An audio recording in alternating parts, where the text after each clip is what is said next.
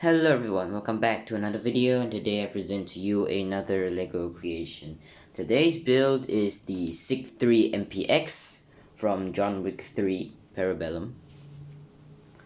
It's one of the guns, one of the many guns that he uses in the movie, and it's a pretty good gun. So we're gonna just start off with some information. SIG is a German company, and yeah, that's all I know about it. And the SIG-3 MPX is a PCC, which is a pistol caliber carbine. Pistol caliber carbines are basically carbines that fire bullets in the pistol cartridges. So this video took me a pretty long time to make, and I'll get on to why in a second. We'll start off with the receiver of the gun, the bottom receiver. You can notice that the bottom receiver is mostly gray. Why is that? Because I tried to build the gun in gray, the whole gun, but you could see that didn't go really well. The reason is I kind of ran out of parts. I overestimated the amount that I had that was in gray. But yeah, other than that, we are gonna start. It is missing a few attachments. One's a scope and one's a laser, I think. But I didn't build those because I am low on pieces right now. Most of my pieces are in this build. So yeah, first we're gonna start off with the magazine and the magwell and the mag release. So this is the standard AR platform kind of mag release. So you just press down on the button and you can release the mag. Mag is nothing special. It's the curved mags again, so I had to use some tape to reinforce the mag, sadly. And here's the mag extender by Terran Tactical. Basically just extends the mag, nothing special. And here's the other side. This is the hole where the magazine release can go in and keeps the mag inside. This part is slanted to make it easier to slide in. This time there's no bullet on top because of the design. Mag release doesn't really work well with a bullet on top. It kinda just rips the whole thing apart, so that's why I went with no bullet on top. Gonna put the mag aside. Next up is the stock. We're just gonna simply go over the stock because there's nothing special about it. I think it's able to fold on the real gun and in the movie, but clearly I could not make it fold. Parts reasons, and I didn't really have any idea how to make it fold, but that's the simple shape of the stock.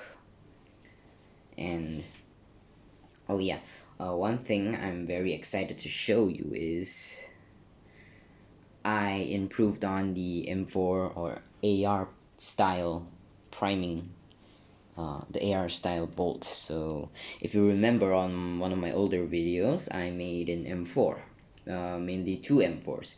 One was the first version and the second version. The second version had a bolt lock, I mean bolt catch. This has the same thing, but it's way more better and improved. If you remember on my old model, not old model, but my second version of the M4, it had a bolt lock, which this gun also has a bolt lock on this side. It's different from the M4 one, but it's similar in how it works. But if you remember, the bolt catch on my M4 did this. When it's locked, it did this. This stayed in the back position, but it doesn't on the real gun. My older M4 version did this when it locked. This doesn't. If you push this forward, and as you can see, the bolt catch is still activated. The bolt, if you can see in here, you can see there's a hole. There's no bolt. And now, here's the button. We press the button, and the bolt flies forward, like so. It's really fun. I kept playing with this thing when I was building it. It was very fun. I finally found out how to build it, and that's pretty much about it. I'll try to build more guns on the AR platform, like the honey badger and such, but those won't be coming soon. I'm thinking of taking a break because this thing really took a lot out of me. Took a long time. I'll explain why soon. Next off, you can look at this part. It kind of looks weird. It can come off. So here's the mag well without this part. This is basically just the flared mag well. As you can see, the parts aren't fully in there. There's supposed to be a few more parts here, but I kind of ran out, so yeah. These are inside, so you don't really see them, so I didn't really bother to find the parts because it already took a long time. The flared mag well just makes it easier for you to insert the magazine by the slanted areas, so you can just slide the mag in like so. Nothing much about it. And as you can see, there's a hole here because the normal version of the SIG-3 MPX doesn't use this stock. It uses the MP5 kind of stocks where you can pull them and it comes out like so. So that's why there's a hole there. It's not just me running out of pieces. That's actually there for a reason. And the SIG-3 MPX, my version, is actually missing a few things other than the attachments. There is supposed to be a ambidextrous magazine release and an ambidextrous bolt release and catch. I didn't build it because I don't have enough pieces and didn't know how to do it. So there's supposed to be another mag release here. When you like put your thumb here and this part lifts up and it can pull out the mag, and that's pretty much it. So now we're gonna move on to the part that took me the longest time to build. Here, we'll zoom in on it. Maybe that's a bit too much. Zoom out a bit. Whoops. Didn't intend to zoom out that much. Okay, the camera's kind of hard to control. Alright, this is the M-LOK handguard. Why did this video take me that long?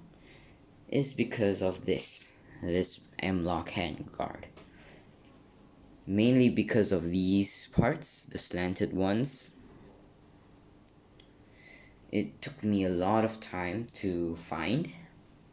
I have a scarce amount of it in my Lego collection, so that's why. And the handguard actually went through multiple designs before I was satisfied. And also, here's the side rail. It's just connected like this. Whoops. So it's just connected like this with the bricks with the studs on the side. So that's how it's connected. And next off is the barrel. So I tried to make a more sturdier design with the give me a moment, I'll be back.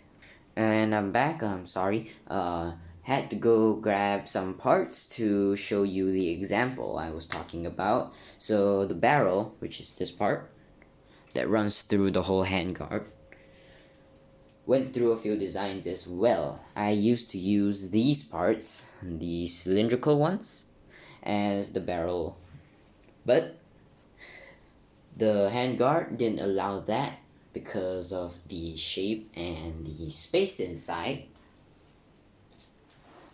Because, as you can see, it's not actually attached to anything at all. You can just pull out the entire barrel like so. And as you can see, whoops, like so, if the camera can focus, it's not the same height throughout the entire barrel.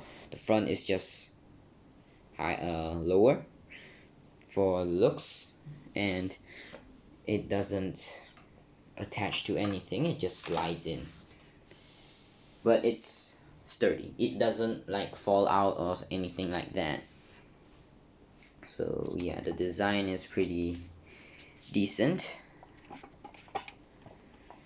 So this is why the video took me so long, because of the handguard. So that's about it for the video. Thanks for watching and goodbye. Oops, dropped something.